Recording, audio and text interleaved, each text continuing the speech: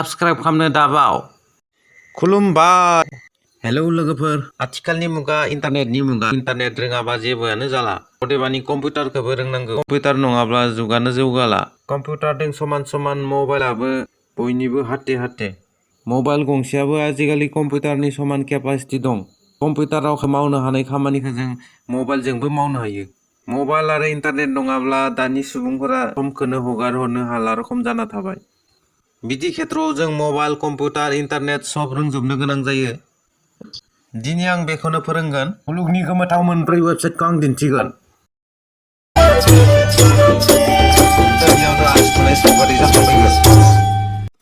Search बाराव थांनांगोन आरो सार्च बाराव थांनानै पइन्टार टाइप खालामनांगोन। बे मोनसे वेबसाइटआ मेजिक टाइपनि। बे मोनसे वेबसाइटआव ओरैबायदि आसरित माने माउस पइन्टारखौ कम्पिउटार स्क्रिननि जेरावखि जाया फिदिंना दोनाथोङा मानो बेयावनो आसथुनाय सावगारिल' जाखांफैबाय थायो। नायदो, वेबसाइटआ अपेन जाबाय। सोमोनांथाव। नायदो दानिया बे मोनसेखौ आरो लोरायना होबावदो, होमबानो आसथुनाय नुलायगोन। दानिया नुबाय आसरित इन्टारेस्टिं। थुनानै नायबाय था, नै जोबाबो जोबा। बिदि वेबसाइट नुदोंमोन नामा लोगोफोरा? pointar.com होनानै। दानिया नेक्स्टखौ लायनोसै आं। नै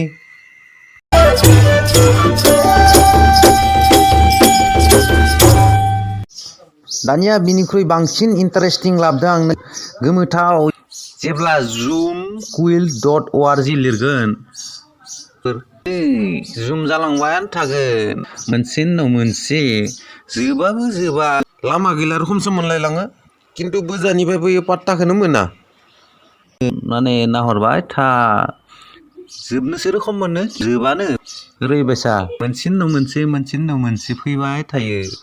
किमान आसरित, नों सिङाव हाबनाय रखम मोनलायलांगोन आरो। ओमफ्रायना दानिया बेबो मोनसे मोजां वेबसाइट। बेखौबो गोसोआव लाखि लोगोफोरा। दानिया फैदो मोनसे गोदान वेबसाइट नायलायनोसै।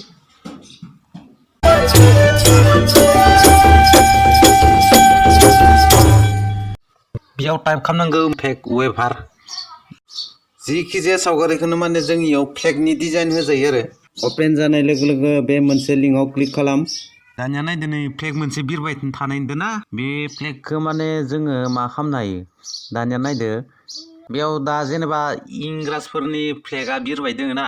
बे इंराजफोरनि फ्लेगखौ जोङो हमना ला बाथौनि सिम्बल होनानै बाथौनि फ्लेग बानायनानै बिरहोगोन।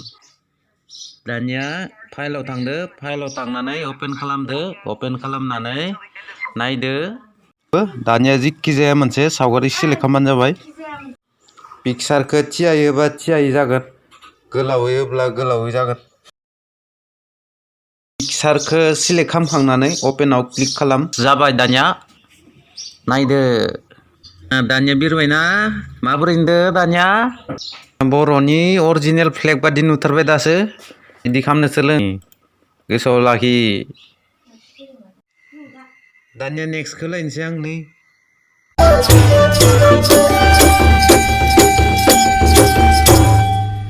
दा पेजेस अफ दा फेसबुक। दा मोनसे दंबावो मा, बयनिख्रुइ इन्टारेस्टिं मोनसे वेबसाइटआनो जाबावदो मा? बेखौथ' मिथिखागो। दा पेजेस अफ फेसबुक माने अर्थात फेसबुकनि प्रफाइलफोरखौ माबोरैहाय नुगोन बेखौ सानना मोनदों ना? फेसबुकनि प्रफाइलफोरखौ जोङो खनसे लागैनो नुजोबनो हागोन इयाव। दा पेजेस अफ फेसबुक बेखौ क्लिक खालामदो। वेबसाइटआ अपेन जाबाय। बेफोरो मा? बेफोरो अल वर्ल्डनि जिखिनि फेसबुक क्रिएटर नाम्बार बेफोरखौ बेयाव दिन्थिनाय जादों। एभ्रि टाइम चेन्ज जाबाय थायो बियो। बेयाव नुनाय फ्रि कालारा मा? अब्ला बेयो मा?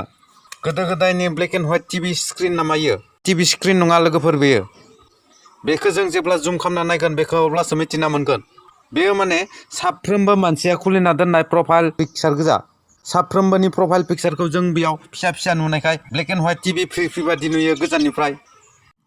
दानिया फैदो, प्रफाइल पिक्सारखौ जों माबोरैहाय नायनो बेनि फोरमानखौ आं होदोनि। माउसनि स्क्रल बुटनखौ जों जेब्ला आप एन्ड डाउन खालामगोन अब्ला बेयो जुम जागोन। बेयो मोनफ्रोमबो पार्सनेल प्रफाइल पिक्सार गोजा फेसबुकनि। अल वर्ल्डनि जिखिनि फेसबुक खुलिनाय दङ बेयाव दिन्थिनाय जायो। माउसजों जोङो जुम खालामनानै बेखौ मोनफा मोनफा नायलांबाय थानो हायो। सोमोनांथाव वेबसाइट। साननैसो आवगाय जोङो जिखि जाया प्रफाइल पिक्चाराव क्लिक खालामबानो डाइरेक्ट फेसबुकआ अपेन जायोमोन नाथाय दा बावै एसे टेकनिकेल प्रब्लेम जायनि थाखाय अपेन जाया जानानै थाबाय पिक्चारखौल' दिन्थिनाय जाबाय मुलुगनि मोनब्रै सोमोनांथाव वेबसाइटखौ आं दिनै दिन्थिबाय आसा खालामो लोगोफोरा एसेबाबो गोजोननाय मोन्दों अब्ला साबायखर थाबाय लोगोफोर अन्नानै साबस्क्राइब खालाम लाइक खालाम जाहाथे गोदान गोदान भिडिअनि आदब खायदाखौ नोंथांमोना जेन बुथुमनो हायो बेनि थाखाय खनसेबाव साबायखर थाबाय अके बाय गोजोन्थों